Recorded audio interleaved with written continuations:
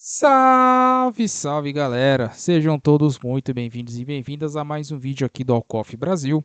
Eu sou Vitor Silva e pelos próximos minutos estarei hoje aqui com vocês para falar a respeito do que aconteceu lá no Levi Stadium, no Super Bowl 60, onde o Seattle Seahawks se sagrou bicampeão da National Football League, bicampeão da NFL, batendo o New England Patriots por 29-13, levando seu segundo troféu Lombardi para o estado de Washington. Bom, vamos falar um pouquinho do que foi o jogo, das lições aprendidas tanto do lado de Seattle quanto para o lado de New England, né, que foi um Super Bowl até surpreendente, né, melhor dizendo, porque imagino que poucos imaginavam que teríamos um Super Bowl entre essas duas equipes, né, o reencontro 11 anos depois, mas dessa vez com um final feliz para a equipe de Seattle. Bom, então se você não conhece aqui o canal, né, eu sou o Vitor Silva, aqui eu falo a respeito das 4 principais ligas dos Estados Unidos, né, hoje a logo é azul, vamos falar aqui de futebol americano, mas também falamos de NBA, falamos de NHL, falamos também de Major League Baseball, inclusive hoje de Baseball Classic chegando no próximo mês de março, né, a Copa do Mundo de beisebol. O Brasil estará disputando o Mundial, né, jogando no grupo dos Estados Unidos. Vai ser uma missão árdua, ainda mais ser o nosso principal jogador, mas estaremos na torcida aqui, vamos falar tudo a respeito das principais ligas dos Estados Unidos, lembrando que esse é o vídeo número 22 aqui do Alcoff Brasil, faz tempo que eu não estou gravando aqui, né? Mas vamos falar a respeito porque, poxa vida, Super Bowl 60, uma marca, um número redondo, né? Uma marca histórica. Vamos falar a respeito do que aconteceu lá no Levi Stadium. Bom, começando que era um Super Bowl, como já citamos aqui, né? Que é o Super Bowl que ninguém esperava que fosse acontecer. Vai, vamos combinar. Quem estava esperando ver uma decisão entre New England Patriots e Seattle Seahawks, né? Ganhou uma grana muito boa nas casas de aposta, né? Pois era uma decisão que ninguém estava imaginando, né? Se a gente for parar para pensar, o Seattle Seahawks, né, era um time que tinha batido na trave na última temporada, né, de se classificar aos playoffs, né, acabou ficando fora ali na penúltima semana, né, com o time do Mike McDonald, só que você tinha ali algo promissor, né? Você tinha peças jovens, né, Kenneth Walker, running back, Jackson Smith-Njigba, você tinha ali o DK Metcalf, né, que era uma das esperanças ali como recebedor, né, enfim, liderado pelo Geno Smith, que sempre vinha de muitos altos e baixos, né, até que o Geno é trocado para Las Vegas, vai jogar com o Pete Carroll no Las Vegas Raiders, e Seattle faz sua aposta em Sam Darnold, né, um quarterback que muitos pensavam que era aquele famoso One Year Wonder, né, ou seja, quarterback de uma temporada só, ele que vinha muito escrutinizado dos seus tempos de New York Jets, né? Depois do jogo teve uma passagem apagadíssima pelo Carolina Panthers. Vai para São Francisco, né? Jogando no 49ers, tem aquela temporada onde ele fica no banco, aprende com o Kyle Shanahan e o Clint Kubiak, que era o coordenador ofensivo da equipe de São Francisco à época. Aí ele sai, vai briga lá em Minnesota, vai para Minnesota para brigar pela titularidade, faz uma temporada muito decente, né? Minnesota tem um corpo de recebedores muito bom. Com o quarterback funcional, o ataque acaba tendo bons frutos. Só que aí ficava aquele dilema pro Darnold, né? Fica em Minnesota, né? Minnesota não quis aplicar a franchise tag nele, enfim, optou por deixar ele embora. Ou arriscar um novo desafio, e foi o que ele teve em Seattle, que era o time episódio de quarterback. Não estava numa posição para escolher um quarterback bom no draft e acabou apostando no produto do USC Troyans, né? A escolha número 4 da seletiva de 2018, né? A seletiva tinha Josh Allen, Baker Mayfield e Lamar Jackson, né? E não só o Darnold foi o primeiro a chegar no Super Bowl, como a vencer, né, o Super Bowl. Seattle não só apostou nele, né, mas também já tinha uma defesa em construção, né? O Mike McDonald nos seus tempos de Baltimore Ravens fazia bons trabalhos, né? Então você já tinha ali um norte do que Seattle poderia aprontar. Já o Patriots é um caso, uma história de Cinderela que poderia ter sido concretizada, né, com o título. A gente está falando de um time que foi 4-13 na temporada de 2024. É um time que teve a experiência de Rod Mayo, né? Foi demitido em uma temporada. Trouxe o Mike Weber de volta. Tinha o Drake May, que era um quarterback promissor, mas o Patriots faltava de muitas peças ali para potencializar o jogo do seu quarterback. Acaba contratando Stephon Diggs, mantendo alguns nomes que já estavam lá, né? Como Demario Douglas, Keishon Buri também já era de lá, Hunter Henry. E com o técnico mais experiente, rodado que conhece o Patriots, por que não tentar, né? E o time começou a temporada 1 e 2, né? Lembrando, esse time perdeu do Raiders na primeira semana da temporada. E o Raiders terminou com a pick 1 do draft, né? E mesmo assim o Patriots emendou uma sequência de 10 vitórias seguidas, né? Tinha a questão da tabela ser favorável por ter terminado na última colocação da AFC Leste na temporada de 2024, né? E bateu playoffs, né, com a segunda melhor campanha, né? Muito em fruto de uma tabela acessível, de um Drake May que jogava de forma competente até. Né? Nos playoffs acabou tendo um caminho deveras, não vou dizer facilitado, mas aproveitando bem das oportunidades que teve. Né? Porque contra o Chargers, o ataque do Chargers não funcionou e o time venceu sem muitas dificuldades uma partida que não foi brilhante. Bateu o Texas com o CJ Stroud fazendo uma partida irreconhecível, né? Com, segundo os americanos, eu até li uns textos falando que jogou o quarterback de nível de ensino médio, né? Nem de universitário. E na final da Conferência Americana, enfrentou um Denver Broncos que estava assim o seu principal jogo, seu principal quarterback, que era o Bo Nix, que se machucou nas últimas jogadas contra o Buffalo Bills. Né, e o Jarrett Stidham acabou sendo titular, né, e o Patriots, um jogo também com neve, enfim, um jogo muito mais terrestre que qualquer outra coisa, venceu por 10-7, foi ao Super Bowl.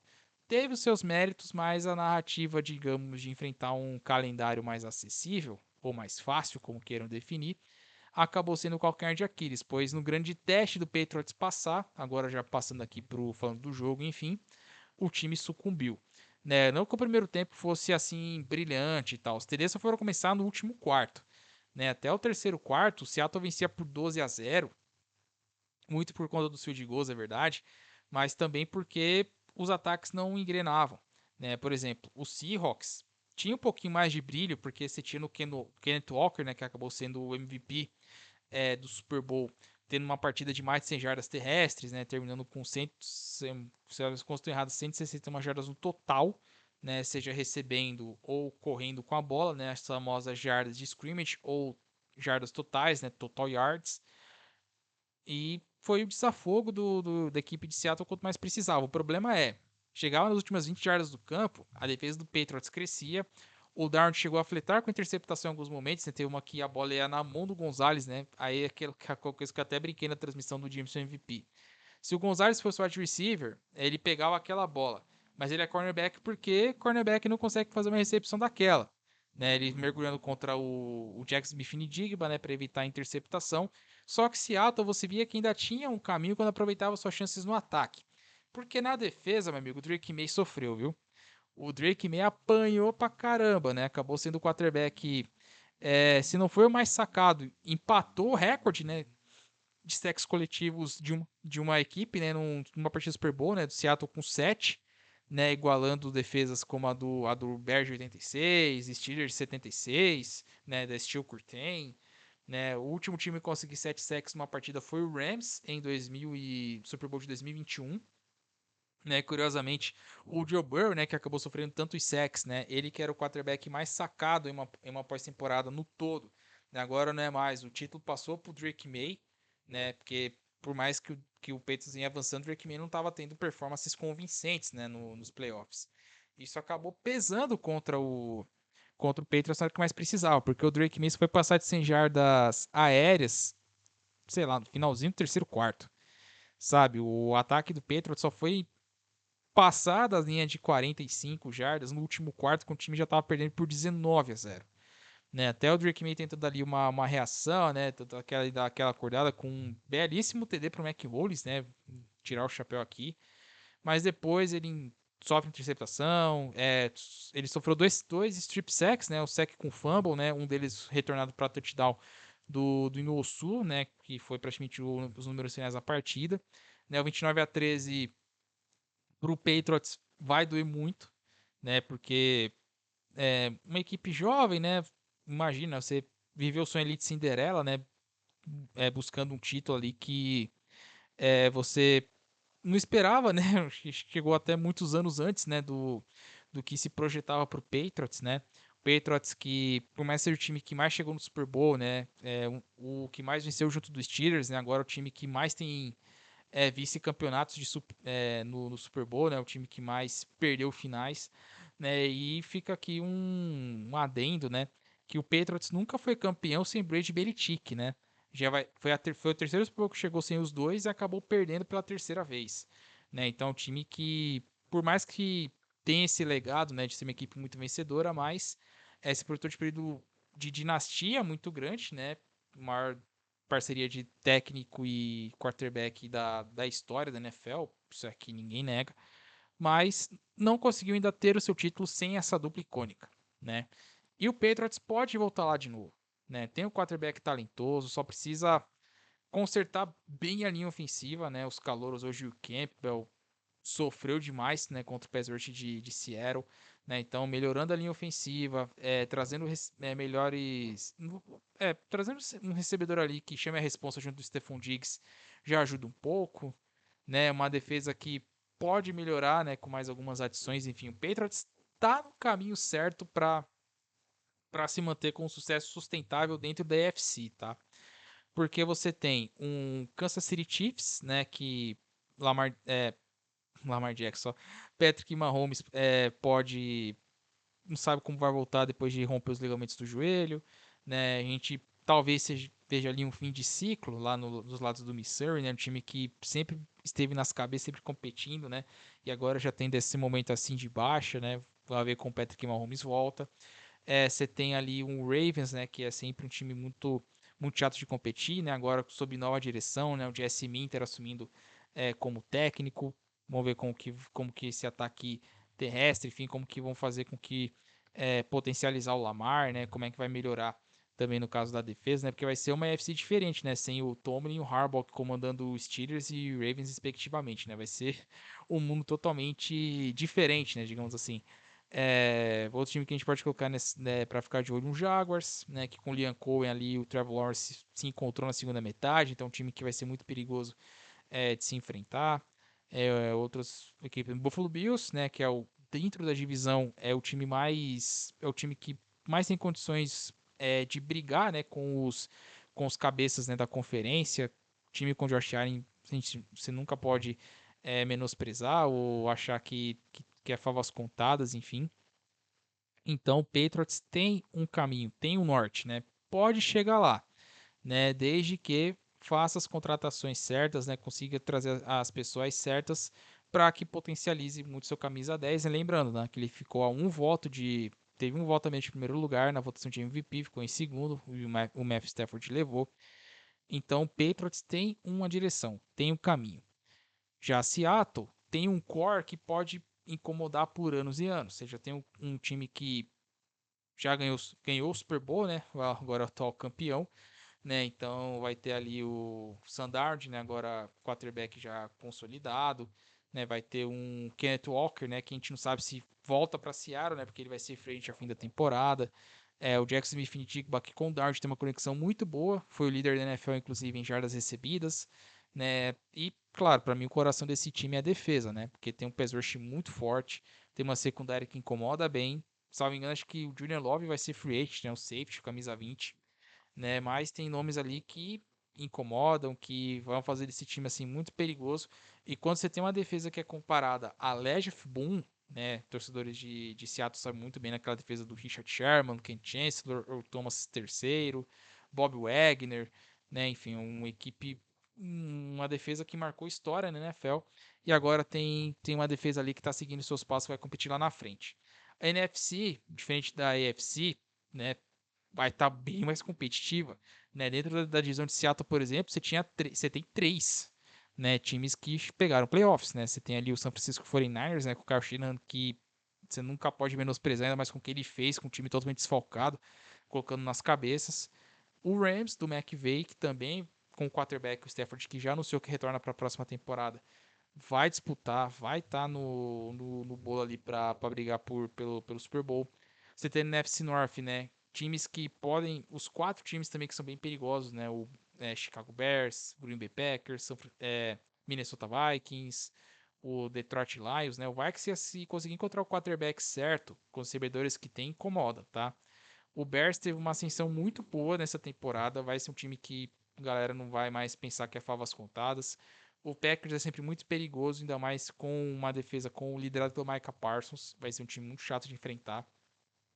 Você tem o Lions com o The Campbell, né, que talvez ali seja aquele caso de time que pode já estar chegando no seu teto, talvez, mas é um time que tem um ataque muito poderoso e que vai estar nas cabeças. Isso é inegável. Você tem um Philadelphia Eagles com o atual campeão que vai querer vir com sangue no olho para querer ganhar, vai para querer voltar a disputar o Super Bowl. Você tem um Commanders com o Daniels voltando a ver como que esse time pode se comportar. O time que fez a final da NFC na temporada de 2024. Você tem um Dallas Cowboys com o Jerry Jones que são sempre times muito competitivos, né? Um Jets agora com o John Harbaugh que com certeza vai estar nas cabeças, vai brigar por playoffs, né? Os times do Harbaugh sempre competem muito bem. Você tem na NFC Sul um Buccaneers, que vai estar nas cabeças com certeza, com Baker Mayfield, apesar da questão do Todd Bowles ali, mas o Mayfield, quando é competitivo e com Mike Evans e Chris Godwin, é um time perigoso. Você vai ter um New Orleans Saints, né, com o Tyler Shough correndo assim por fora e tal, talvez o meio que o patinho feio ali, mas com o quarterback estabilizado, quem sabe um wildcard. Você tem o Falcons, que direção nova, volta do Matt Ryan, com Kevin Stefanski, novo treinador, né, o treinador já bastante é, fez um papel muito interessante, fez um trabalho muito legal no Cleveland Browns, com o que tinha em mãos. Vamos ver se com o Atlanta, com mais recursos, ele pode fazer mais alguma coisa. Eu tô me esquecendo de alguém? Acho que não, né? Acho que não. Então você tem uma NFC muito mais recheada, povoada e com Seattle competitivo, né? Então vai estar nas cabeças com certeza. A ver se não vai ser aquele famoso fluke, né? Tipo, ganhou uma vez só e sumiu. Não creio que seja assim. O Seattle tem uma defesa muito competitiva. Resta saber se vai conseguir manter as peças ali do seu ataque para brigar nas cabeças, para quem sabe repetir a dose, né? Não aconteceu com o Legion of Boom, né? Que chegou no Super Bowl, ganhou o Super Bowl 48, né? Contra o Broncos do Peyton Manning e perdeu 49 para o Patriots do Tom Brady, né, com aquela famosa intercepção em linha de uma jarda. Esse fantasma tem exorcizado, né, agora Seattle vai tentar voltar as cabeças com uma NFC bem mais competitiva, né, comparado à AFC. Veremos o que nos reserva na temporada de 26-27. Então é isso, né? Um vídeo um pouquinho mais curto aqui. Curto, 17 minutos, meu pai do céu. Até peço perdão pra galera. Falando um pouquinho dessa grande decisão, né? Do bicampeonato do Seattle Seahawks. Então, se você acompanhou até aqui, deixa o meu muito obrigado. Não se esqueçam, tá? Se inscrevam no canal. Ativem o sininho, deem aquele joinha. Vamos espalhar a mensagem dos esportes americanos, né? Agora a mensagem da NFL, da bola oval por essa internet meu Deus.